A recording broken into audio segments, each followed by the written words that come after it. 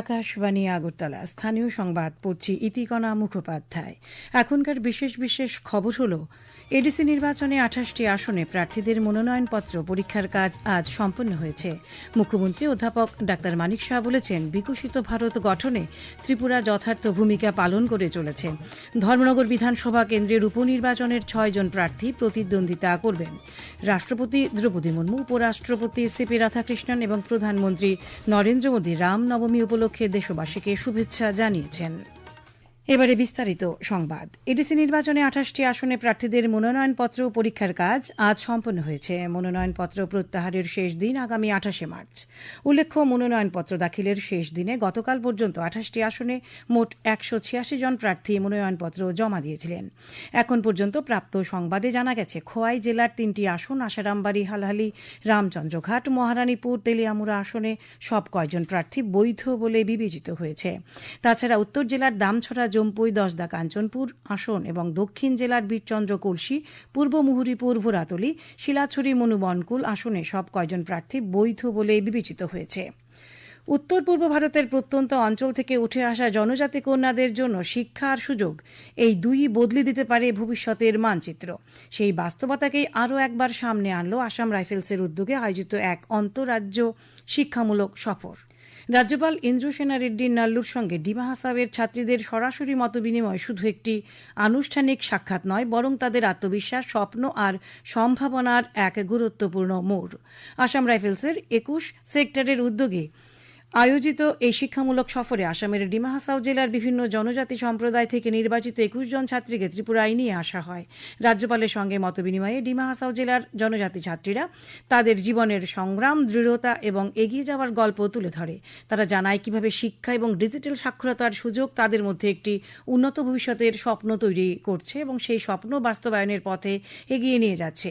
রাজ্যপাল এই তরুণীদের সাহস এবং উচ্চাকাঙ্ক্ষার প্রশংসা করেন এবং আসাম রাইফেলস ও AROH এর উদ্যোগকে সাধুবাদ জানান। মুখ্যমন্ত্রী অধ্যাপক ডাক্তার মানিক সাহা বলেছেন, বিকশিত ভারত গঠনে ত্রিপুরা যথার্থ ভূমিকা পালন করে চলেছে। আজ কেরলমের ওয়ানাদ জেলার কালপেট্টায় নির্বাচনী জনসভায় বক্তব্য রাখতে গিয়ে তিনি একথা বলেন।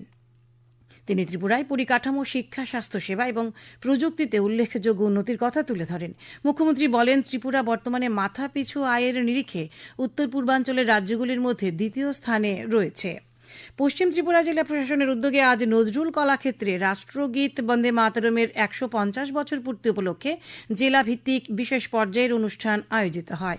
গত ২৩শে মার্চ রাজ্যপাল ইন্দ্রসেনা রেড্ডি নাল্লু রাজ্যভিত্তিক বিশেষ পর্যায়ের অনুষ্ঠানের সূচনা করেন। বিশেষ পর্যায়ের অনুষ্ঠান চলবে আগামী ৩০শে মার্চ পর্যন্ত।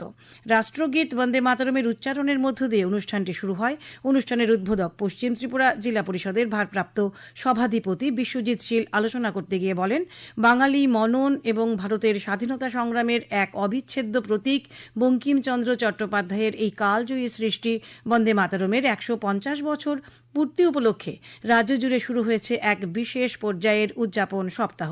স্কুল, কলেজ, ক্লাব, NGO এবং সরকারি বিভিন্ন দপ্তরের সম্মিলিত উদ্যোগে এই আয়োজনকে ঘিরে সাধারণ মানুষের মধ্যে ব্যাপক উৎসাহ ও উদ্দীপনা লক্ষ্য করা যাচ্ছে। স্বাগত বক্তব্য রাখেন পশ্চিম ত্রিপুরা জেলার অতিরিক্ত জেলাশাসক এবং সমাহর্তা অসিত কুমার দাস। দেশপ্রেম, আত্মত্যাগ এবং জাতীয় গৌরবের এক অনন্য প্রতীক বন্দে মাতরম।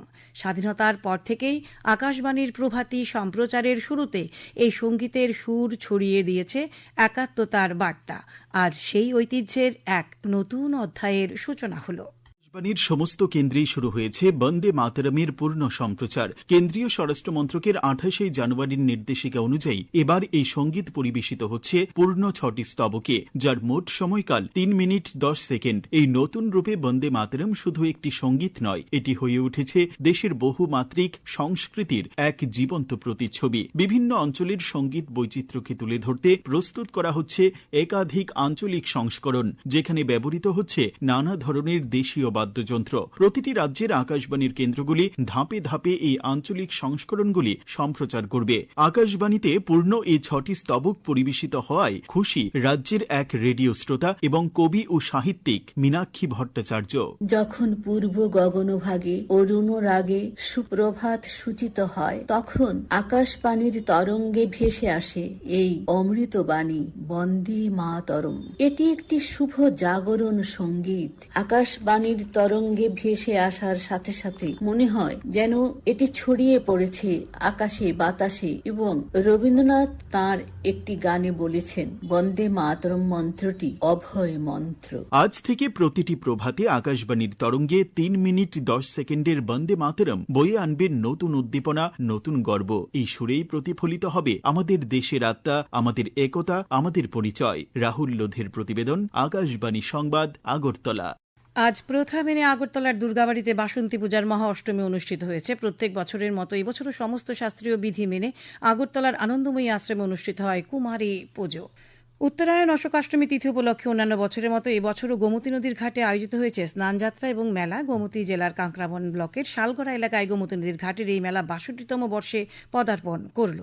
জাতীয় শিশু অধিকার সুরক্ষা কমিশন এবং বুনিয়াদী শিক্ষা দপ্তরের যৌথ উদ্যোগে আজ আগরতলার প্রজ্ঞা ভবনে শিশু অধিকার বিষয়ক একদিবসীয় সম্মেলন অনুষ্ঠিত হয়। সম্মেলনের উদ্বোধন করেন বিদ্যালয় শিক্ষা দপ্তরের সচিব ডক্টর মিলিন্দ রামটেক। সম্মেলনে শিশুদের শিক্ষা, মানসিক বিকাশ, পুষ্টি এবং নিরাপত্তার দিকটি নিয়েও আলোচনা করা হয়। এ খবর শুনছেন আকাশবাণীর আগরতলা কেন্দ্র থেকে। আকাশবাণীর সংবাদের আপডেট পেতে লগ ইন করুন www.newsonair.com এবং নিউজ অন এআইআর অ্যাপ এবং টুইটার ও ফেসবুক প্ল্যাটফর্মে এআইআর নিউজ অ্যালার্টসে। ইউটিউবে লক্ষ্য করুন নিউজ অন এআইআর অফিসিয়ালে। এছাড়াও আকাশবাণী আগরতলার সংবাদ আপডেট পেতে দেখুন টুইটার বা এক্স হ্যান্ডেলে আকাশবাণী নিউজ আগরতলা, ফেসবুকে এআইআর নিউজ আগরতলা এবং ইউটিউবে আকাশবাণী নিউজ আগরতলা। ধর্মনগর বিধানসভা কেন্দ্রের উপনির্বাচনের 6 জন প্রার্থী প্রতিদ্বন্দ্বিতা করবেন। আজ ছিল মনোনয়নপত্র প্রত্যাহারের শেষ দিন। মহকুমা ম্যাজিস্ট্রেট তথা এই নির্বাচনের রিটার্নিং অফিসার দেবযানী চৌধুরী জানিয়েছেন, কোনো প্রার্থী মনোনয়নপত্র প্রত্যাহার করেননি। এই উপনির্বাচনে প্রার্থীরা হলেন বিজেপির জহর চক্রবর্তী, সিপিআইএম এর অমিতাভ দত্ত, জাতীয় কংগ্রেসের চয়ন ভট্টাচার্য, আমরা বাঙালি দলের বিভাস রঞ্জন দাস, এসইউসিআই এর সঞ্জয় চৌধুরী এবং নির্দল প্রার্থী ব্রজলাল নাথ। নির্বাচন কমিশনের সাধারণ পর্যবেক্ষক ড হরিশ কুমারকে পুলিশ পর্যবেক্ষক সতীশ ভিডো এবং ব্যয় পর্যবেক্ষক ড বীর ধ্যানেশ্বর ধর্মনগর বিধানসভা কেন্দ্রের উপনির্বাচনের কাজকর্ম তদারকি করছেন। রাষ্ট্রপতি দ্রৌপদী মুর্মু, উপরাষ্ট্রপতি সিপি রাধাকৃষ্ণন এবং প্রধানমন্ত্রী নরেন্দ্র মোদী রামনবমী উপলক্ষে দেশবাসীকে শুভেচ্ছা জানিয়েছেন। এক বার্তায় রাষ্ট্রপতি বলেন যে ভগবান শ্রীরামের মহাকাব্যিক জীবনযাত্রা আমাদের একটি অর্থবহ জীবনের জন্য সত্য, ন্যায় এবং সফলতার পথ অনুসরণ করতে পথ দেখায়। উপরাষ্ট্রপতি ভগবান রামকে ধৈর্য, ত্যাগ এবং ন্যায় বিচারের প্রতি নিষ্ঠার প্রতীক হিসেবে বর্ণনা করেছেন। সামাজিক মাধ্যমে একটি ভিডিও শেয়ার করে প্রধানমন্ত্রী বলেছেন, ত্যাগ, তপস্যা ও সংযমে পরিপূর্ণ মর্যাদা পুরুষোত্তমের জীবন প্রতিটি পরিস্থিতিকে পূর্ণ শক্তিতে মোকাবিলা করার অনুপ্রেরণা যোগায়। প্রধানমন্ত্রী আরও বলেছেন, ভগবান রামের আদর্শ কেবল ভারতের জনগণকেই নয়, সমগ্র মানবজাতিকে অনন্তকাল ধরে পথ দেখিয়ে যাবে।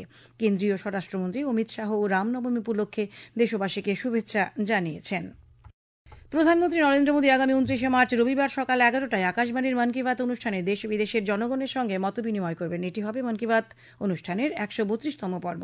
প্রধানমন্ত্রী জনগণকে তাদের সুচিন্তিত চিন্তাভাবনা মন কি বাতে জানানোর আহ্বান জানিয়েছেন। মাই গভ ওপেন ফোরামে, নরেন্দ্র মোদী অ্যাপে জনগণ তাদের মতামত পাঠাতে পারবেন। এছাড়াও টোল ফ্রি নাম্বার 1800117800 নম্বরে কল করে হিন্দি বা ইংরেজিতে মতামত রেকর্ড করানো যাবে। ফোন লাইন এ মাসের 27 তারিখ পর্যন্ত খোলা থাকবে। আগরতলায় ডাক বিভাগের সুপারিনটেন্ডেন্টের কার্যালয়ের আগামী 30শে মার্চ ডাক আদালত অনুষ্ঠিত হবে। এই ডাক আদালতের জন্য ডাক পরিষেবা সংক্রান্ত আগামী 28শে মার্চ বিকেল 5টার মধ্যে খামের ওপর ডাক আদালত লিখে ডাক সুপার, আগরতলা ডাক বিভাগ, 799001 এই ঠিকানায় পাঠাতে হবে। ত্রিপুরা ক্রিকেট অ্যাসোসিয়েশন পরিচালিত ঘরোয়া প্রথম ডিভিশন লিগ ক্রিকেট প্রতিযোগিতার আজ 3টি খেলা হয়। নরসিংগড়ের পিটিএ মাঠে কসমোপলিটন ক্লাব 213 রানে ইউনাইটেড ফ্রেন্ডকে, টিআইটি মাঠে চলমান সংঘ 61 রানে ওল্ড প্লে সেন্টারকে এবং এমবিবি স্টেডিয়ামে ইউনাইটেড বিএসটি 6 উইকেটে পোলস্টার ক্লাবকে পরাজিত করে। ভারতের আবহাওয়া দপ্তর আগামী 29শে মার্চ রাজ্যের বিভিন্ন স্থানে ভারী বৃষ্টিপাতের সতর্কতা জারি করেছে। আগরতলায় আবহাওয়া দপ্তরের পক্ষ থেকে বলা হয়েছে, আগামী 24 ঘণ্টায় রাজ্যের সবকটি জেলায় বজ্র বিদ্যুৎ সহ বৃষ্টিপাতের সম্ভাবনা রয়েছে। আজ দিনের সর্বোচ্চ তাপমাত্রা ছিল 32 ডিগ্রি সেলসিয়াস এবং সর্বনিম্ন 20 ডিগ্রি সেলসিয়াস। আগামীকাল দিনের সর্বোচ্চ তাপমাত্রা 32.6 ডিগ্রি সেলসিয়াস এবং সর্বনিম্ন 19.8 ডিগ্রি সেলসিয়াসের কাছাকাছি থাকতে পারে। শেষ করার আগে খবরের বিশেষ অংশগুলো আরও একবার। এডিসি নির্বাচনে 28টি আসনে প্রার্থীদের মনোনয়নপত্র পরীক্ষার কাজ আজ সম্পন্ন হয়েছে। মুখ্যমন্ত্রী অধ্যাপক ডাক্তার মানিক সাহা বলেছেন, বিকশিত ভারত গঠনে ত্রিপুরা যথার্থ ভূমিকা পালন করে চলেছে। ধর্মনগর বিধানসভা কেন্দ্রের উপনির্বাচনের 6 জন প্রার্থী প্রতিদ্বন্দ্বিতা করবেন। রাষ্ট্রপতি দ্রৌপদী মুর্মু, উপরাষ্ট্রপতি সিপি রাধাকৃষ্ণন এবং প্রধানমন্ত্রী নরেন্দ্র মোদী রামনবমী উপলক্ষে দেশবাসীকে শুভেচ্ছা জানিয়েছেন। স্থানীয় সংবাদ আজকের মতো এখানেই শেষ হলো। পরবর্তী বাংলা স্থানীয় সংবাদ প্রচারিত হবে আগামীকাল সকাল 7:35 মিনিটে।